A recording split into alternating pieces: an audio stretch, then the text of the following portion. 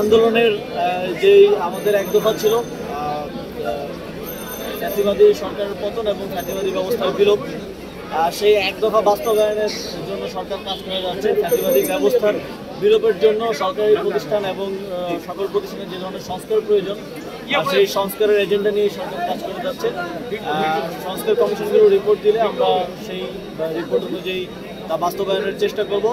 তবে নির্বাচন নিয়ে যে অধৈর্য হয়ে যাওয়া, সেটা অবশ্যই সংস্কার কার্যক্রম যেটা চলছে সরকারের, সেটাকে কিছুটা ব্যাহত করছে এবং সেখানে এক ধরনের বাধার সৃষ্টি করছে। আমরা আহ্বান জানাবো যে রাজনৈতিক দলগুলো এই সংস্কার কার্যক্রমে তাদের মতামত দিয়ে, তাদের প্রতিটি সংস্কার কমিশনে তাদের প্রস্তাবনা দিয়ে সংস্কার কার্যক্রমে সহযোগিতা করুক এবং তাদের সাথে আলোচনার ভিত্তিতে এই সংস্কার কার্যক্রম সম্পন্ন করা হবে। সুতরাং এখানে কাউকে আসলে বাদ দেওয়া হচ্ছে না, সবাইকে সাথে নিয়ে এই সংস্কারটা করা হচ্ছে।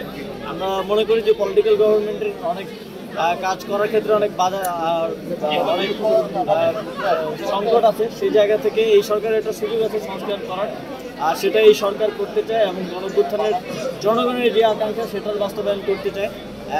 রাজনৈতিক দলগুলোর বাইরেও তো জনগণের অনেক বড় একটা অংশই অভ্যুত্থানে এসেছে, তাদের সেই আকাঙ্ক্ষা বাস্তবায়নই সরকারের প্রায়োরিটি।